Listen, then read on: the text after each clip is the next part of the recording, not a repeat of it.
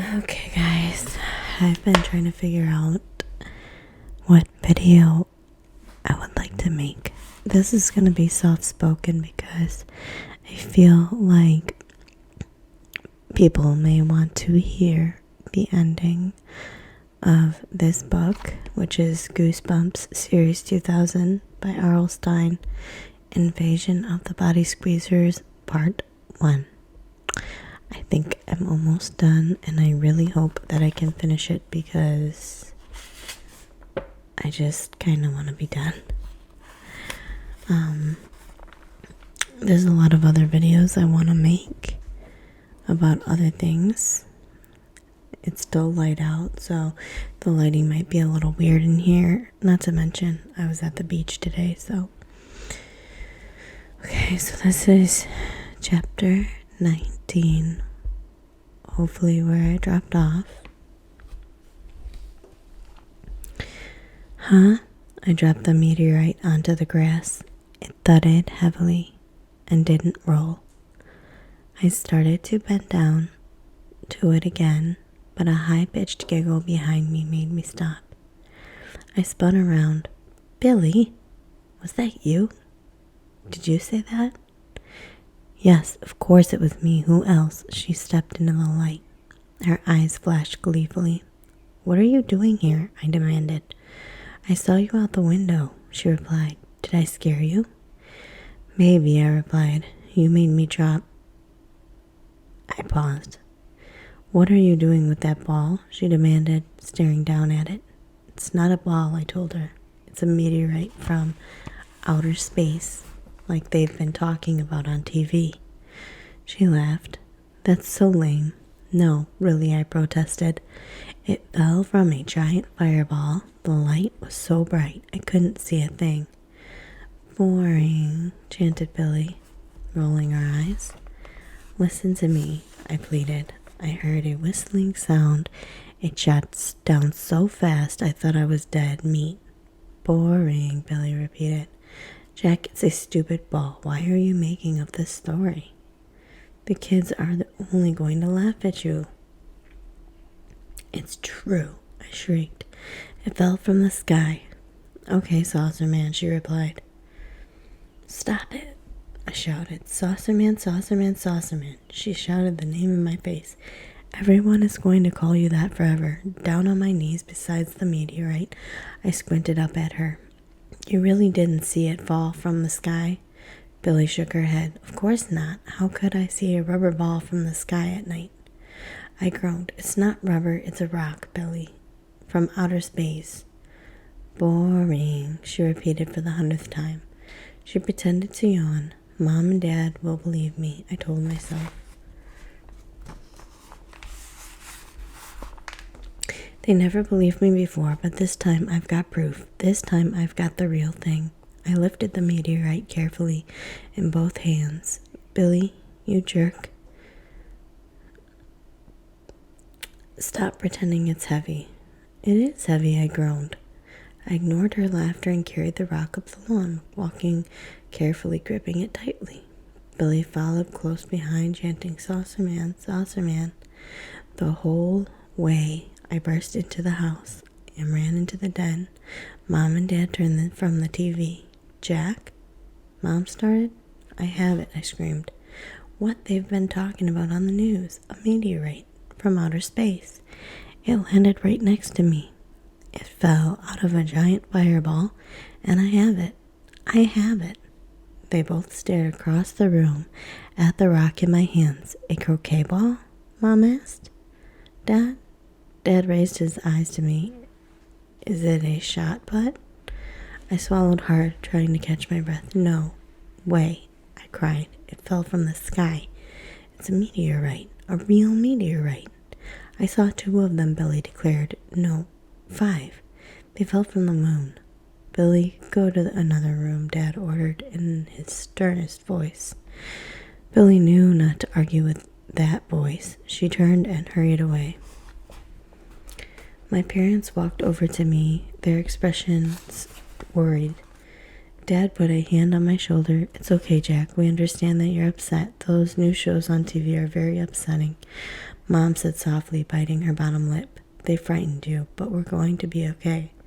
Yes, you're going to be just fine, Dad echoed, nodding his head. But it's a meteorite, I insisted, holding the heavy rock up to them. Go up to your room and change into your pajamas, Mom said softly, running a hand through my hair. Get into bed, and I'll be up there in a second. Put the ball away somewhere, Dad added. I can see that it's upsetting you. It's not a ball, I wailed. You're going to be fine, Mom said. We're going to take care of you. You're going to be fine, Jack, Dad agreed. We'll have Mr. Bendix check you out in the morning. Don't worry, okay? I opened my mouth to reply, but what was the point? They never believed me. Never. Not even with a meteorite from outer space stuck right under their noses. I didn't argue any more. I slumped up the stairs to my room. I could hear Billy somewhere downstairs chanting a made-up song as loudly as she could. Saucer man, where did you go? To Jupiter and Mars to find a rubber ball.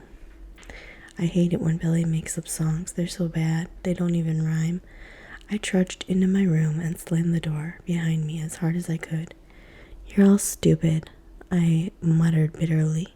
Someday soon, you'll all have to apologize for not believing me. And guess what? I won't accept your dumb apologies. I set the meteorite down carefully in the center of my dresser top. I made sure it wasn't going to roll off. Then I changed into my pajamas. I started to climb into my bed when I heard the voices, the tiny, high voices. I gasped.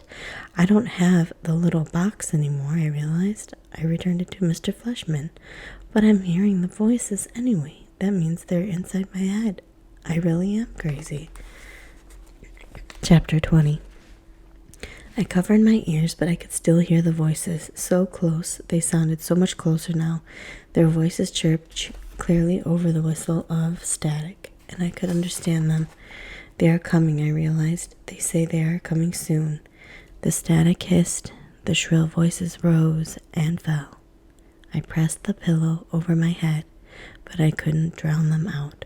You will help us, I heard clearly. So clearly that the words sent chills running down my back. You will help us. You will be ready. You will follow the plan. I will follow the plan, I repeated in a choked whisper, and then I cried out, no. I had to fight them. I had to keep them from controlling me. But how? The voices seemed to circle me, to swirl around me. You will be ready. You will help us take root. Our roots shall spread. You will follow the plan. Yes, I whispered, yes. But I gritted my teeth and tried to resist. I tried to stay me, Jack Archer. Jack Archer will not be a slave, I told myself. Jack Archer will not obey. Not obey them. Will not help them. As the voices echoed in my ears, I repeated my name over and over. As long as I know who I am, I decided I will be okay. I sat at the stage on the edge of the bed. I sat on the edge of the bed, every muscle in my body tight. I have to warn people, I said out loud. I have to let them know that they are coming to Earth. But how? Who will believe me? My own parents think I'm a nutcase. I heard them downstairs leaving a phone message for Dr. Bendix. Who will believe me? You will be ready for us. You will help us spread our roots. You will guide us to a quick victory. Victory, victory. Yes, I will be ready, I cried. I shuddered. They sounded so close. When did they plan to come here? When would they land on our planet? A wild idea flashed into my mind. I remembered a radio call-in show my dad sometimes has on in the car. People call in and talk about UFO sightings and Star Trek and Star Wars and stuff like that.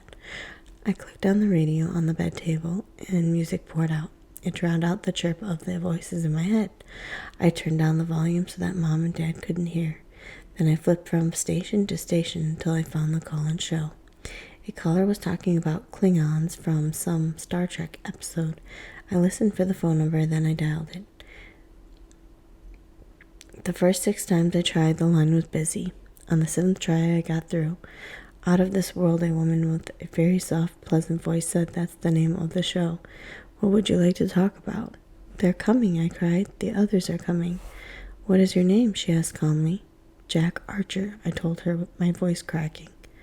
I have to warn everyone, please. There isn't much time. They're going to land on Earth soon. How old are you, Jack? She asked.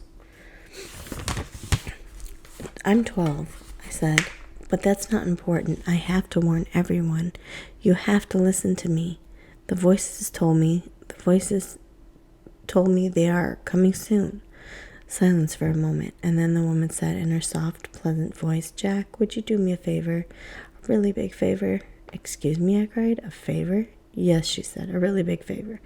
What favor? I asked. Would you please call back in about 10 years? But I sputtered.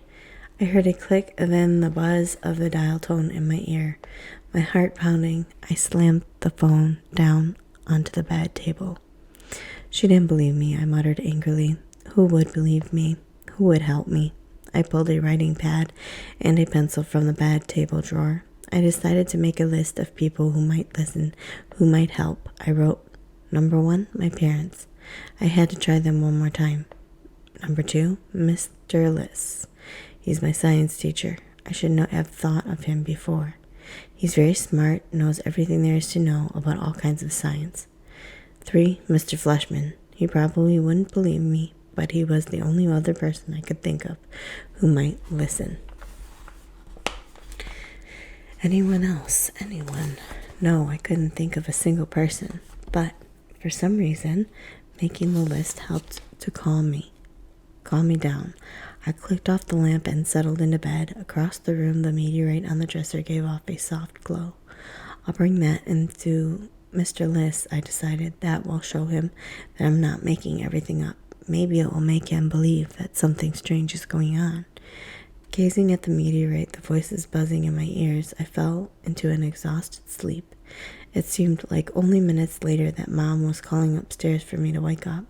I pulled up my jeans and t-shirt and hurried down to the kitchen. I said good morning to Mom and Dad, who were sitting at the counter, sipping from white mugs of coffee. I sat down in my place and took a deep breath. One more try, I told myself. I'm going to speak softly and calmly now, and I'm going to try one last time to make them believe me.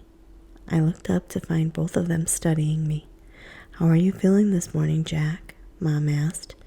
Fine, I replied. I took another deep breath.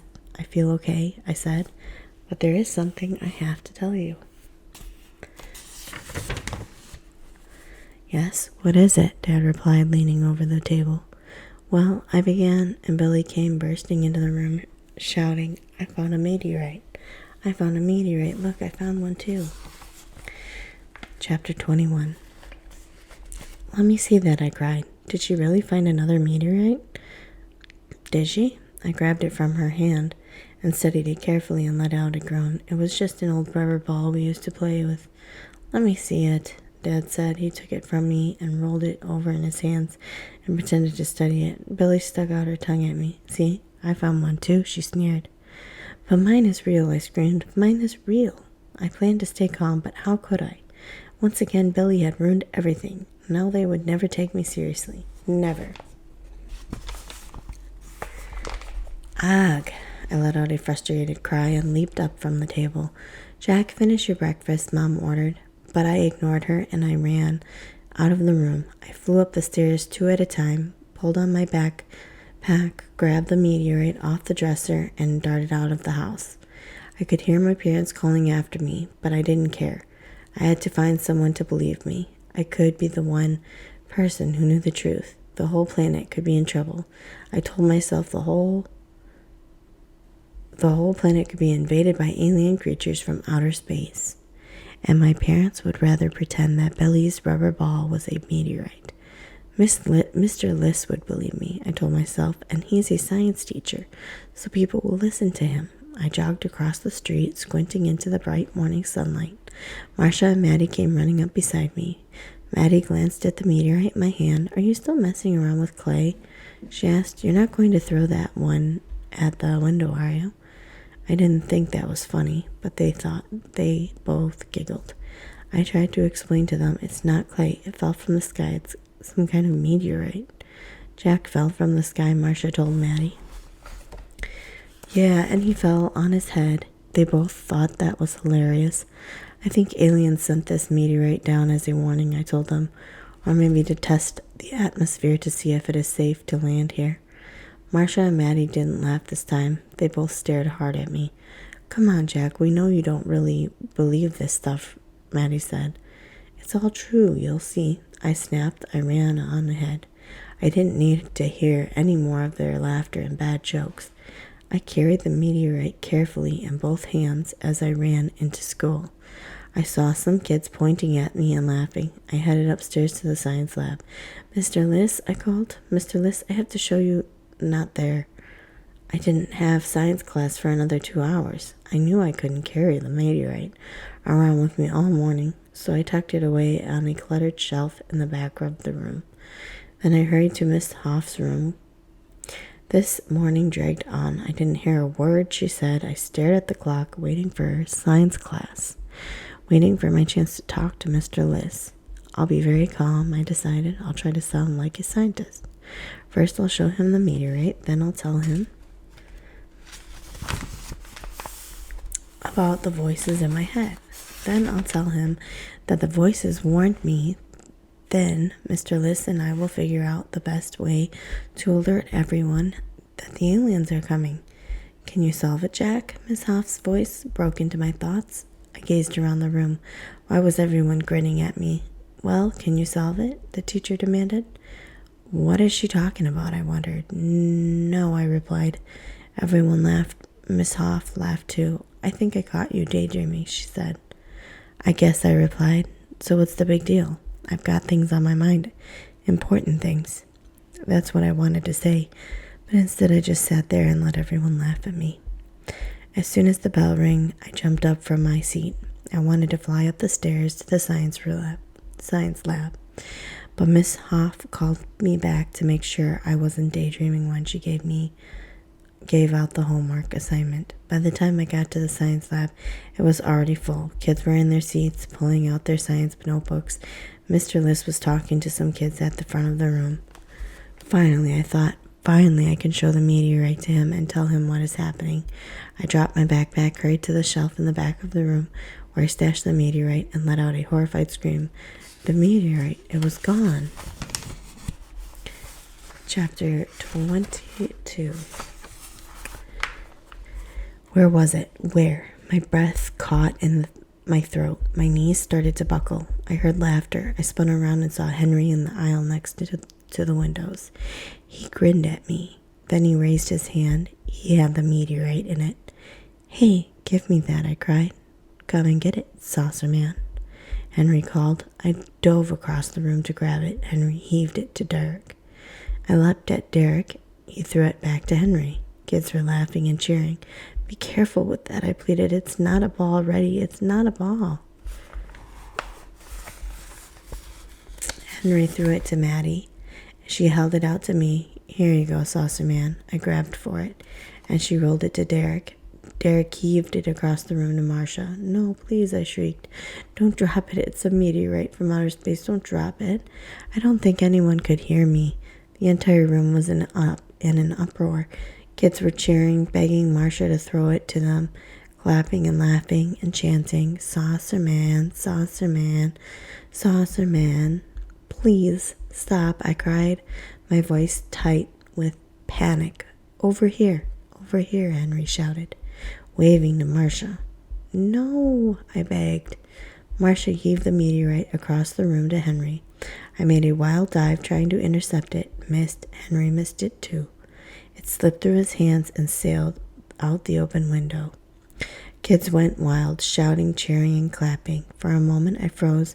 I stared out the window where the meteorite had vanished.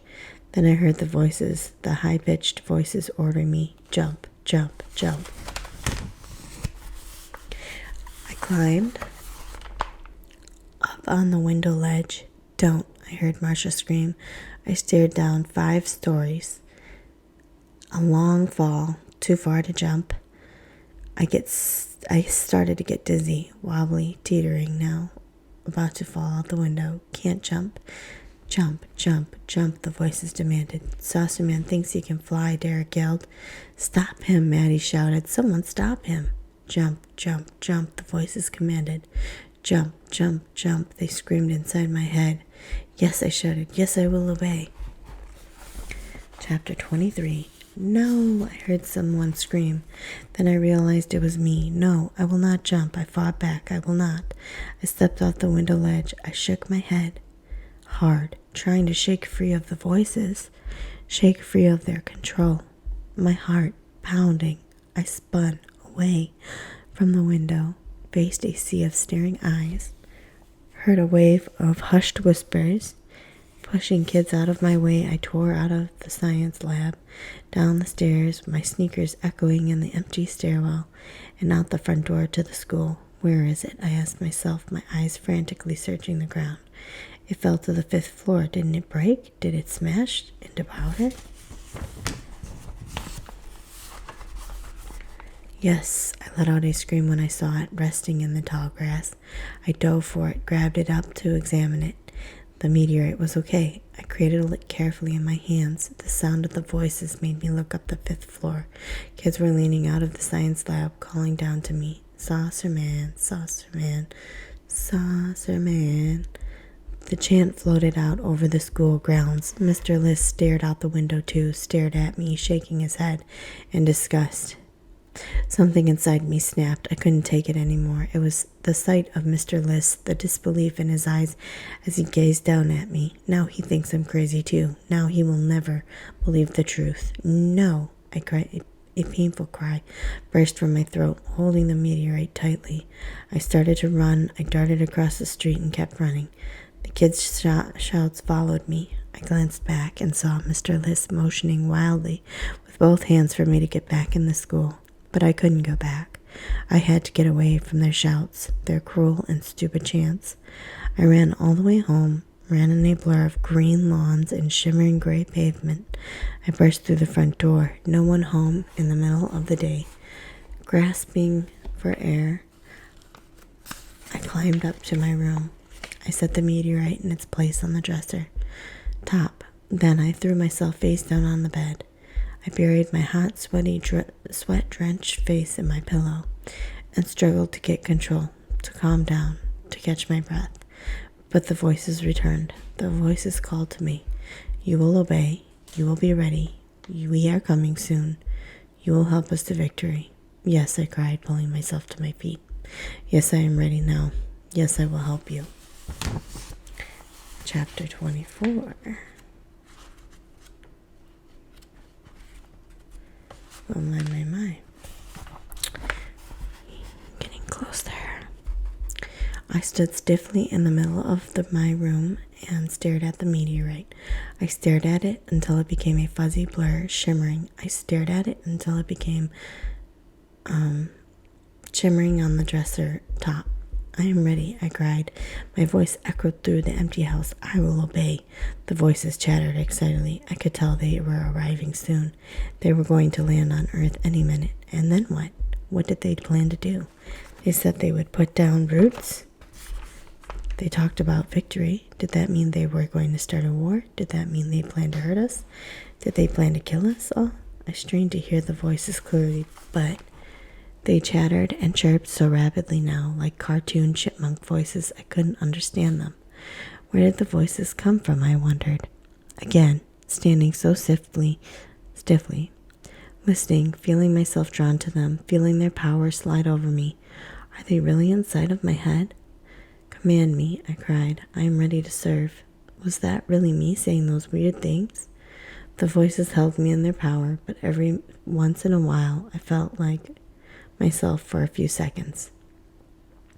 I could think clearly for just a moment, and in one of those moments I glimpsed a sheet of paper on my bed table, and I had read the names on it, my list of people who might listen, who might believe me. Mr. Fleshman. Yes, the last name on the list. The voices swirled around me, held me there as if hypnotized, so many voices. And then they paused for a moment, and I spun around, whirled away from them, forced my legs to carry me to the door. I lurched down the stairs. Out the back door, the sky had turned gray and smoggy. The air felt heavy and damp. I squeezed through the fence and made my way to Mr. Fleshman's back porch. "You are my last chance," I murmured. "You've got to believe me." I stopped the back window when I heard Mr. Fleshman's voice. Through the window screen, I saw him pacing the kitchen, holding a cell phone to his ear. I started to call out to him, but stopped when I heard his words, "Yes, I'm ready." He said into the cell phone, "Huh? Ready?" I pressed myself against the side of his house to hear better. I know, Mr. Fleshman said. "I lost the communicator for a while. The boy next door took it." No, he didn't know what he had. So it wasn't a beeper? Mr. Fleshman had lied. My heart pounding, I listened to his whispery voice floating out of the open window. "I got the communicator back in time," Mr. Fleshman continued. "That's right, General. I can hear them now very clearly." Through the window, I watched him pacing back and forth, the cell phone pressed against his ear. Suddenly, he turned to the window. His strange gray eyes stared right at me. I dropped to the ground and listened. Had he seen me? No. His conversation continued. No problem, Mr. Fleshman said. "They are here. General, they have started to land. The invasion is underway. Listen to me. I can handle them. They don't stand a chance. Not a chance. We will destroy them all. I promise you, you can count on me, sir. I'll do my job." Chapter 25. All right. He had lied to me. It was all clear now. Mr. Fleshman wasn't a special effects designer. That was his cover. He had all those creatures and ghosts in his house to throw people off the track. He had fooled me for a while, but now I knew the truth. Fleshman worked for the government. Maybe he was in the army, or maybe he was a special FBI agent assigned to fight aliens. He said he was ready to fight them. He said that was his job. He promised his boss he would destroy them all. I took a deep breath and took off back to my house. I made it to the fence and squeezed through the opening. I have to run up to my room and get the meteor. I decided I have to show it to Mr. Fleshman as fast as I can. He knows about the invasion. He's listened to the voices. He knows they are coming. He will know if the aliens sent down this meteorite. I ran so hard my side ached, my temples throbbed. Ignoring my pain, I burst into the house and tore up the stairs. The voices. I hadn't heard them outside. I realized how weird. Sweat poured down my forehead, into my eyes. My sides still ached from running. I started into my room, but stopped in the doorway and stared in shock at the meteorite on my dresser. "It's moving," I murmured in a choking whisper. I brushed the sweat from my eyes with the back of my hand. I grabbed the doorframe with both hands to steady myself. A pale green glow radiated from the meteor. It grew brighter and brighter, like a tiny green sun. The bright light shimmered in the dresser mirror behind it, shimmered brighter and brighter until the light filled the mirror. The green light poured over me. I shielded my eyes with one hand, gripping the doorframe with the other. The light felt so warm, like a ray of sunlight. It spread through my room until the entire room and everything in it glowed bright green. And then I saw the meteorite move again. It trembled and shook. It spun on the dresser top, spun in place, faster and faster, until it became a blur of green light. Then it slowed to a stop. I heard a long, loud crack, like a walnut being crushed. A small square opening appeared on the top of the meteorite. Oh, a terrified moan escaped my throat. I stumbled into the room, stepped into the shimmering green glow, and gaped in amazement as a tiny green stick poked up from the opening in the meteorite. And then another. No, not sticks. Arms, or maybe legs. Something was crawling out. My legs trembled. My chest heaved up and down. But I took a step closer. I had to see this. I had to see this creature clearly. Squinting into the pulsing green light, I watched a slender head pop up in the square opening, narrow and green and shiny wet, like a lizard head. The two front legs had poked out further, the head tilted back and sniffed, breathing the air for the first time. A narrow green body lifted itself from the opening, an insect body, almost like a stick figure. Oh, I couldn't hold back a moan of horror. My whole body trembled. I raised both hands to my cheeks and stared across the room at it. Stared frozen in place as the front legs lowered silently to the dresser top. The rest of the stick-like body slid out quickly. The back of the legs hit the dresser, wet, sparkling wet. The creature stood on all fours, a little bigger than a grasshopper. It tilted its head up. Two oval, shiny black eyes gazed up to the ceiling. It sniffed the air again, sniffed harder. The 4 feet made wet, sucking sounds as they took their first steps toward the edge of the dresser. As I stared in amazement, the feet appeared to grow, to stretch. The creature took another step. The feet made wet, popping sounds with each step. The slender body thickened. The head appeared to inflate. The creature was as big as a lizard now. I don't believe this, I whispered. A step at a time, it began to lower itself down the front of the dresser, head first, growing as it climbed down. I saw a thick trail of milky slime on my dresser top. The slime trailed down the front of the dresser behind the creature. And then I heard the voices again, chirping excitedly, louder, much louder, and I realized the voices came from inside the meteorite. They weren't inside my head. I wasn't crazy after all. The voices were real. From inside the meteorite, the creature landed on the floor on its back feet. The wet feet made a soft squish and spread out over the floor. The creature stood on its hind legs now, stretching, growing until it stood as tall as the dresser. Shiny, slender arms let out below broadening shoulders. Hands formed, curled into fists at first, then opening 3 fingers on each hand. The insect head shifted and changed. The oval black eyes grew as large as quarters. A square forehead jutted out. The insect snouted, pulled back. Now I saw 2 deep nostrils and a small lipless mouth. Squish, squish. The creature took 2 steps away from the dresser. I glimpsed puddles of milky slime on the floor behind it. It grew taller, broader. It raised its shiny eyes until I saw my reflection in its eyes. It sees me, I realized. A real space alien. It sees me. As I stared frozen in shock and horror, it pushed out its long arms, opened its fingered hands, so wet and green, glistening like the lawn after a heavy dew, still growing, still stretching, taller than me now. Squish, squish. It stuck out its arms and came for me. To be continued. So like I said, this is part 1 and I have part 2. It's not bad. It's kind of interesting. But my question to the people who told me they like the scary stories and Goosebumps, because it's very nostalgic, could you give me some recommendations for what kind of Goosebumps books you would like me to read? Which ones?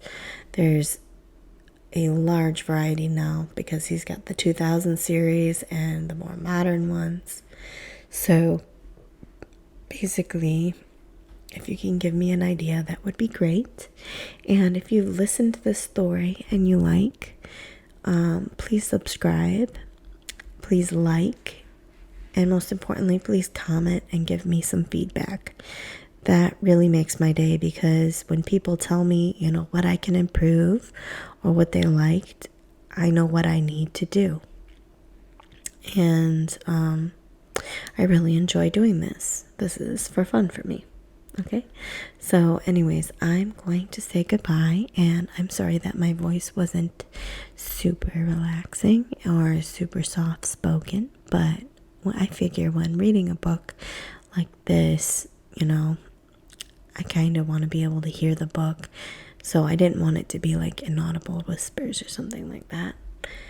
But anyways, I hope you enjoyed, and this was the 3rd series out of 3 that I've read. It took me 3 times to read the whole book. So go ahead, and if you if you started off with this, you definitely want to hear the first two readings that I did, okay? All right. Don't forget to check me out on Instagram. It's Trucker Chick SHK.